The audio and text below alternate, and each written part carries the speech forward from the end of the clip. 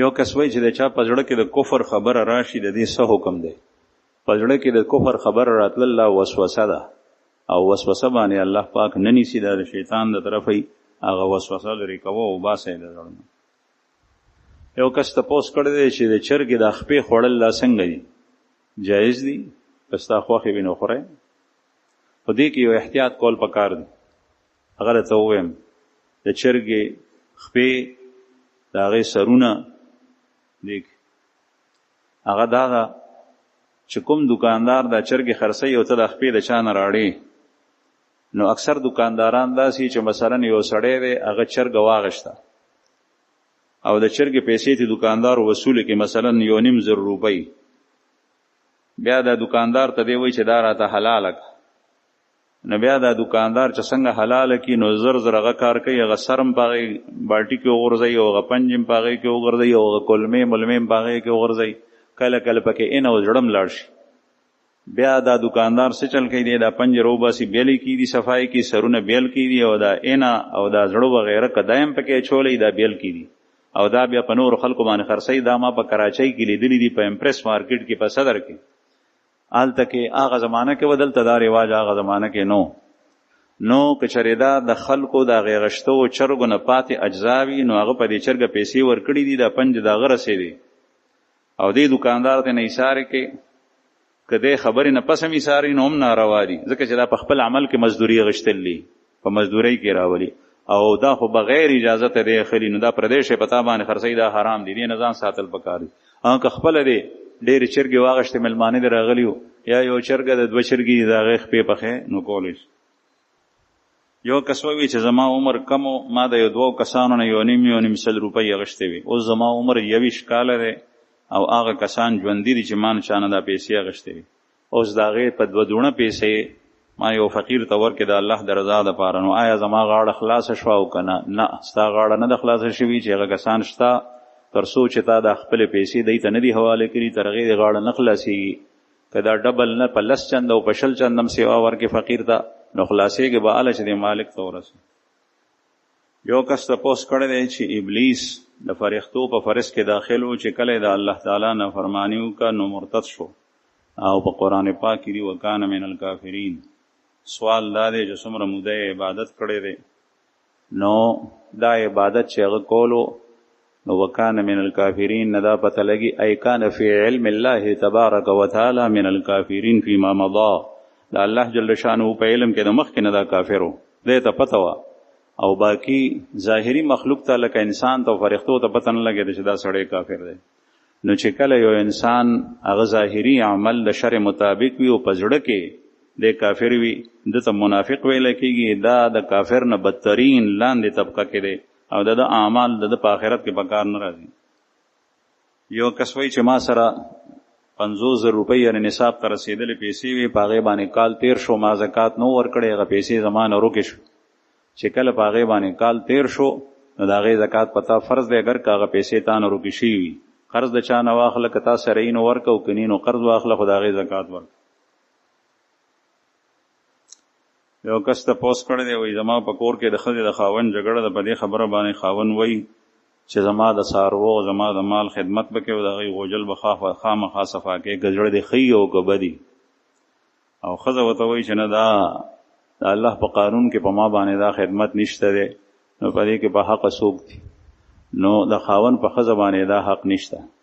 که د خوشګوار او د ښه ماحول او وخت تېرولو دپاره ښځه داسې کوي نو هغې ته کول پکار دي، دې ته حسن معاشرت وایي. ځکه چې خاوند هم ډېر څیزونه داسې چې هغه د ښځې په خاوند باندې واجب نی، لیکن خاوند یې ښځې ته ورکوي، نو ښځې ته هم پکار دي چې د خاوند د زړه ساتلو دپاره دا خدمات کوي. لیکن قضاءً که قاضي ته دا لاړه، عدالت ته دا لاړه، نو د دې خاوند په دې ښځې پورې دا حق نه کېږي. دته پکار دی چې ځان ته نوکر ونیسي. یو کس وایي چې په محله کې خلکو د اختر مونځ کړی وي، په هغې کې د جمعې مونځ کول څنګه دي؟ جایز دي، د جمعې مونځ هم پکې کېږي، د اختر مونځ هم. اگر که بهتر دا ده چې رسول الله صلی الله علیه وسلم به د اختر د مونځ دپاره هغه وتو بهر صحرا ته او د جمعې مونځ په غټ جامع مسجد کې کول پکار دي، لیکن کچر چاو کو کېږي. بل تپوس یې کړی دی چې د جمعې او د اختر په مونځونو کې په ړومبي رکعت کې سورة الاعلی سبح اسم ربک الاعلی او په دویم کې سورة غاشیه دا سنت دي، لیکن که د ګرمۍ په موسم کې سړی دا پرېږدي واړه سورتونه ووایي نو ویلی شي. دا سنت داسې دي چې مستحب دي، په دې باندې عمل نه کول پرېښو کې څه حرج او ګناه نشته دی. البته عام حالاتو کې په دې باندې عمل کول پکار دي، لیکن کله کله کې سړی پرېږدي نو هېڅ باک پکې نشته. یو کس تپوس کړی دی چې تاسو د جمعې په ورځ باندې په خطبه کې چې کومې دعاګانې وایي په دې باندې مونږ آمین ویلی شو او په زړه کې پې آمین ویلی شي، او د جمعې د خطبې اورېدل واجب دي او خبرې کول منع دي، نو په زړه کې په دې باندې آمین ویلی شي. یو کس تپوس کړی دی چې حضرات اهل بیت ته زیات نه زیات خیر رسول هغه څنګه سړی کولی شي؟ نو زه خو یو خبر عرض کم چې اهل بیت د رسول الله صلی الله علیه وسلم نیکان خلقو هغوی تا ته محتاج نه دي، ته خپل ځان ته خیر ورسو. مونږ نن سبا په ډېرو ګناهونو کې بوخ یو، خپل ځان د خټو نه راوباسه او باقي د اهل بیتو ته خیر رسول دا دي چې د هغوی په طریقه باندې روان شي، او د هغوی طریقه هماغه وه چې کومه د خوږ پیغمبر صلی الله علیه وسلم طریقه ده چې کوم کارونه هغوی کړي دي، امر فرمایلی دی، ارشاد فرمایلی دی، هغه کوه، او چې د کومو نه منع فرمایلی نه دي کړي نو هغه مه کوم. بل تپوس یې کړی دی چې بعضې خلک په لسم محرم باندې خاص طریقې سره د نفل ادا کولو تاکید کوي، نو دا شته؟ نه، نشته. په دغه ورځ باندې هماغه نفل دی چې کوم عامو ورځو کې دي. یو کس تپوس کړی دی چې د کودنې شرعي حیثیت څه دی؟ د کویدنې شرعي حیثیت څه دی؟ د کویدنې شرعي حیثیت باس دغه عمره دی چې یو سړی چې کوم دی نو هغه دپاره د هغه مور او پلار یا په خپله جینۍ وغواړي، خبره وشوه ورسره، دغې ته کویدن وایي. او کویدن دا وعده ده او د وعدې ماتول دا نه دي پکار. البته که کومه کویدن کې نکاح شوي نو دا بیا کویدن نشوه، دا نکاح شو او نکاح واپس کیږي نه. نو که یو سړی چاته لور خور ورکړي او بیا بل رشته د هغې نه د خولی ده او بیا هغه ته پرېښو باندې کوم دی واده خلاف شو، په ورځ د قیامت به دی الله جل شانو ته جوابده وي. او دا هغه واده نه ده چې کوم کې لغونې چوټ شته دی، دا دې ته ویلی کېږي لوز. لوز جدا شی دی او واده جدا شی دی. لوز ډېر کلک شی دی، هغه د طرفینو نه کېږي. جنۍ والا ووی چې مونږ درکو دا جنۍ، دا مه درکه، نکاح نه ده شوي. او دا هلک کور ووی چې دا کور زما خوښ دی، دا مې خوښه ده، نو دا لوز شو. اوس دا لوز ماتول حدیث مبارک کې راځي لکل غادر لواء یوم القیامه، د هر یو لوز ماتون کې کس غادر به یو جنډی او دا به په ورځ د قیامت په ده باندې لګېدلي، ده به خپله نه نیولي، په ده به لګېدلي چې دا هغه کس دی چې فلانکې غدر یې کړو، خلک به د ده په تماشۍ. نو د دې څیز نه ځان ساتل پکار دي. نو کویدن په دې کې نور څه نشته دی چې دا روټۍ ده او دا جوړې دي او دا فلانکې ده او دا ډنګړی دی، دا ټول رواجي څیزونه دي او دا نښه اچول دي، دا دي بس د مسلمان یو خبره. او د لوز هر یو قوم کې خیال ساتلی کېږي. د دنیا چې نن سبا څومره تجارت دی بین الاقوامي انټرنیشنل سطح باندې، د امریکې نه څه شی راغواړي، د چین نه راغواړي، دلته نه څوک هلته غواړي، دا ټول په لوز باندې کېږي. بس قرآن کریم کې الله پاک فرمایي یا ایها الذین آمنوا اوفوا بالعقود، اے مؤمنانو تاسو بیا خاص د خپلو لوزونو د هغې وفا کوئ، هغه سر ته رسوئ. نو کویدن چې وشي هغه ماتول نه دي پکار، خو دا نکاح نه ده. یو کس وایي چې په پرتوب کې د پتون سره په جیب جوړول او په هغې کې پاکستانی او غیر ملکی کرنسی کې خل یا مقدس اوراق او پاڼې کې خل، کاغذونه کې خل، دا څنګه دي؟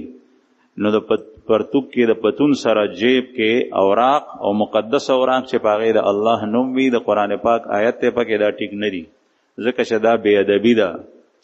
او باقي پورته جیب کې چې کوم دی نو دا کېښوی شي او روپۍ پیسې پکې کېښوی شي که په هغې باندې داسې لیک ني چې په هغې کې د الله یا د الله د رسول نوم وي. یو کس تپوس کړی دی چې د حضرت علی رضی الله عنه د پاره د آقا، د مولا او د مرشد لفظ استعمالول څنګه دي؟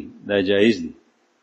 آقا مولا مرشد دا لفظ استعمالول جایز دی، البته کدی پسې شاته عقیده خطاوه نو بیا حکم هغه شان دی. مثلا مونږه د الله جل شانه د پاره هم د مولا لفظ استعمالو.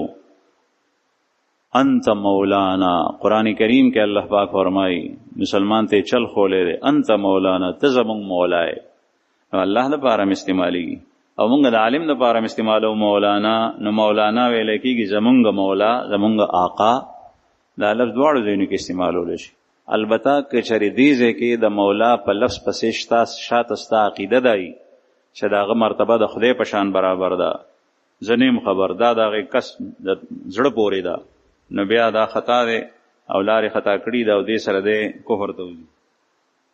ډېر تپوسونه داسې کېږي چې د هغې جوابونه په بیان کې وشول، لیکن داسې دی بل تپوس یې کړی دی چې د کربوړي وجل څنګه دي. د کربوړي وجل جایز دي، بعض روایاتو کې راځي چې دا وجنئ. ام المؤمنین حضرت عائشہ رضی الله عنها نه یو روایت د وجلو شته، وجلو جایز دي. یو کس وایي چې مرتد څه ته وایي؟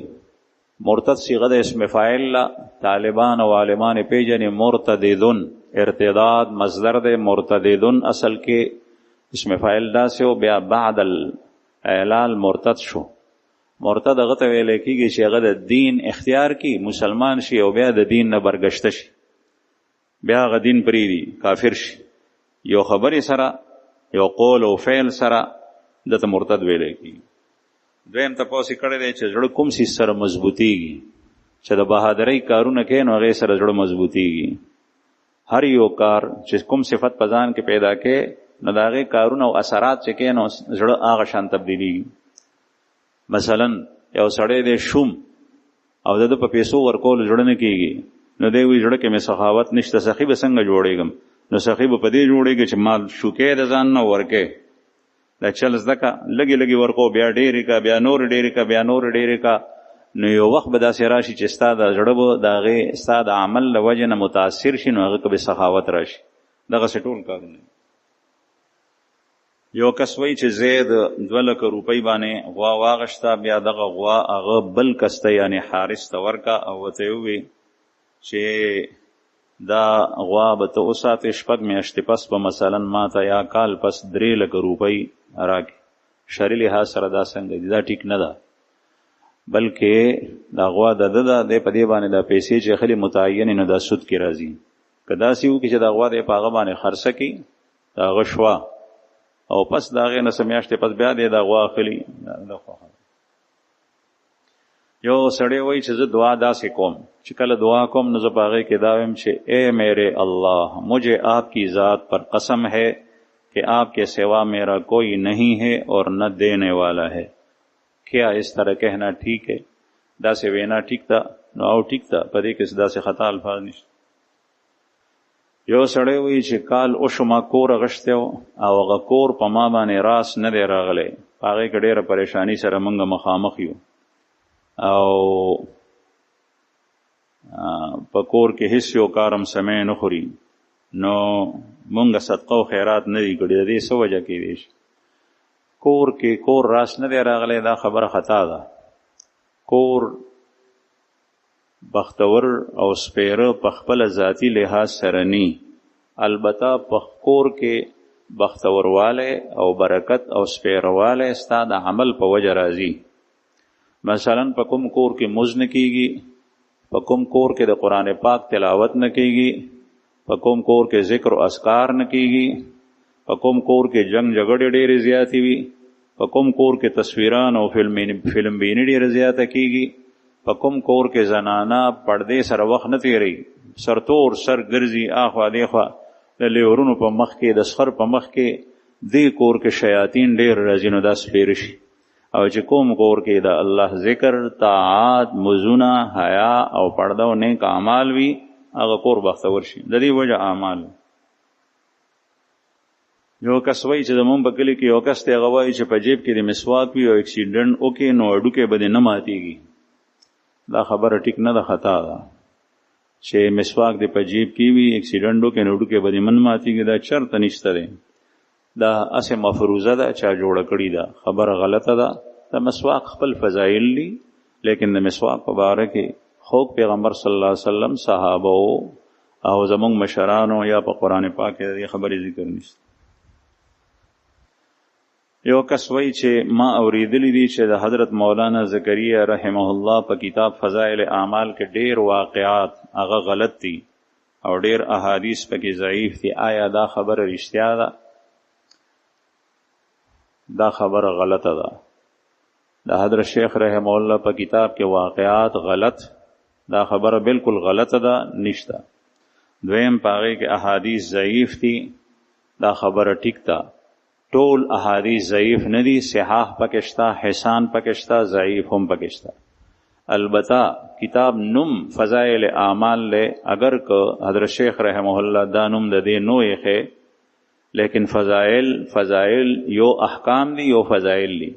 د فضائل په باب کې ضعیف روایت باندې عمل کول شي ځکه چې دا یو حکم نه دی شرعي، صافه ده. نو حضرت شیخ رحمه الله هغه کې چې کوم حدیث وروړي که ضعیف هم وي هغه قابل عمل دي ځکه چې د هغې تعلق د حکم سره نه دی. بله خبره زه دا عرض کوم چې تا دا پرچی لیکلي ده، تا اورېدلی دي او تا دې کې دا نه دي ویلي چې دا ما حدیث کې کتلی دي یا مې قرآن پاک کې کتلی دي یا فلانکي عالم چې هغه د حضرت شیخ رحمه الله نه غټ عالم دی هغه ماته ویلي دي، تا اورېدلی دي. نو یو خو د الله رسول فرمایي کفا بالمرء کذبا ان یحدث بكل ما سمع، ایک انسان کے جھوٹا ہونے کے لیے اتنی بات کافی ہے کہ وہ ہر سنی سنائی بات کو پھیلاتا رہے. د یو انسان د دروغ د پاره دغه عمر خبره بستا. د الله رسول فرمایي چې دا سړی دروغجن دی چې څه خبره واره دا غبل ته دی وای. نو تا چې کله دا خبره اوریدلی دا او ته بل ته بیانې او تحقیق دی نه دی کړی نو ته په خپل د دروغجنې کاذب د رسول الله صلی الله علیه وسلم د حدیث مطابق بل چې تا چانه اوریدلی دی نو هغه سړی تا ذکر نه دی کړی چې دا څوک دی. آیا دا د حضرت شیخ الحدیث مولانا زکریا رحمه الله د مرتبه او د مقام سړی دی په علم کې، په تقوا کې، په تورع کې، په الہیت کې؟ حضرت شیخ رحمه الله د احادیثو کتابونه لیکلي دي، دا غي تقاریر شته. زمونږ د پاکستان او د هندوستان علما تر اوسه پورې دا غي په اردو کې د بخاری او تقریر دی هغه ګوري، تقریر بخاری، حالانکه دا غي لیکلم په خپل نه دی. مولانا سلیم الله خان رحمه الله د جامع فاروقی محتمم په د خپل غوږو ته ما واوریدل په جامع بن نوریه کې چې استادانو ته تپوس کولو چې موږ بخاری د پارسه مطالعه کو، نو هغه ته وی چې ابھی تک میں تمام شروحات کا مطالعہ کر چکا ہوں وقتاً فوقتاً درسن درسن، لیکن میں ابھی تک اس کتاب سے مستغنی نہیں ہوں، میں اس کا مطالعہ ابھی تک جاری رکھا ہوا ہے. زه د دې کتاب نه تر اوسه پورې مستغنی نیم. د هغه د یو تقریر نه د یو دومره غټ عالم هغه استفاده کوي. بیا د حضرت شیخ رحمه الله کتابونه دي، په هغې کې یو کتاب اوجز المسالک چې دلته مونږ کتابخانه د مخامخ ستاسو قبلې طرف ته په دې کې هغه کتاب پروت دی د امام مالک رحمه الله د موطا شرح ده، موطا مالک، هغه کتاب دی اوجز المسالک. په عربو کې، په عجمو کې، په عربستان کې ټول علما د هغې قایل دي چې د دې غونې شرح د موطا چا نه ده لیکلي تر اوسه پورې. د یو داسې عالم هغه په حدیث باندې موضوع باندې قلم اوچت کړی کتاب یې لیکلی، نو هغه د غلط واقعات هغه ستانه څه کمزوری دی په علم کې، دا سوچ کول پکار دی، نو الله دا خبره کول پکار دی. یو کس تپوس کړی دی چې اذان یو کس وکړي او د مؤذن د اجازت نه بغیر بل کس اقامت کوي، نو دا څنګه دی؟ دا خلاف اولا دی. البته که د مؤذن د طرف نه دته اجازت وي، بیا اجازت صراحتن دلالتن اشارتن نو بیا جایز دی، او که چېرې اجازت نه وي هغه بد مني نو بیا خلاف اولا او مکروه تنزیهی دی بل کس ته اقامت کوي. یو کس وایي چې زما د پوزې په سر کې زخم دی او زه چې هغه وینځم نو هغې دپاره هغه مضر دی، که چېرې د پوزې د پاسه زه اوبه اچوم نو په زخم راځي، نو زه پوزه پرېږدم او غیر چاپېر مخ ووینځم نو دې سره زما اودس کېږي؟ نه، په دې طریقه دې نه کېږي. البته یو صورت کې کېږي، هغه دا چې په دې پوزه باندې پټۍ ولګې او زخم پټ کې او بیا چې کوم دی نو غیر چاپېر وینځي او په هغې پټۍ باندې مسح کې. یو کس وایي چې آیا مریض کې چېرته کینسر و نو هغه ته دا ویلی شي چې هغه د آخرت دپاره په تیارۍ کې لګیا شي؟ که کوم یو مریض بیماری و کینسر و نو هغه ته دا ویل چې ستا کینسر دی ته وګوره، که چېرې دا غریب کمزوري زړه والی نو دته هرګز مه وایه، ورته وایه بیمارې او تم دعا کو، موږ د دعا کوو چې الله جل شانه دې ښه کړي. یو کس وی چې د یو سړي ښځه فوت شوې ده او په قبرستان کې چې کوم ځای غزانانه دفن ده د هغې د قبر د پاسه څه کلونه پس د هغې خاوند مړ شي هغه پې باندې د پاسه دفن کې په هماغه ځای باندې دا څنګه دي که نور ځای وي نو په هغې باندې قطعا دفنولو تدفین نه دی پکار بل ځای کې د هغه خښول پکار دي که چېرې داسې وشي چې ځای بلکل ختم شو بل ځای شته دی نه او هغه مړی مروغ نه دی هغه خاورې شوی دی نو بیا بل کس تدفین کولی شي لکه مدینه منوره کې په جنت البقیع کې دغسې کېږي خو هغه علی التعیین خاص په هماغه ځای کې چې کوم ځای د ښځه دفن کول دا ټیک نه دي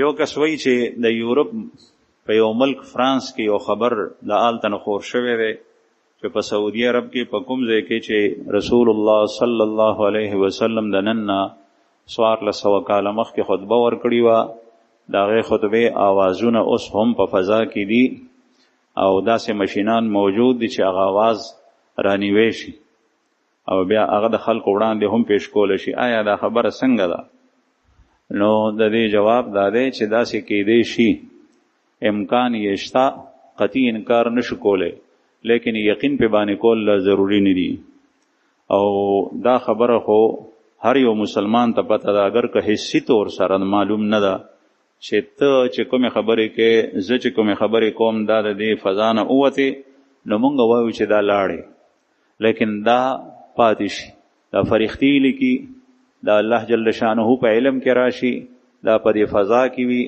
دا د انسان لاس او خپو په ژبه کې وي دا ریکارډ دی ټول او په ورځ د قیامت به همدغه ریکارډ ستا مخې ته راځي نو اول کې به کافر انکار کوي او وروسته به بیا مني نو دا خو شته دی چې دا هر څه محفوظ دي لیکن دا خبرې چې آیا دی داسې کړي دي دا تحقیق شوی دی دا نیوی شي دا د نن نه 100 کاله مخکې هم دا خبره راغلې وه نه انکار کولی شي سړی انکار ته ضرورت نشته امکان شته او نه په باندې یقین کول پکار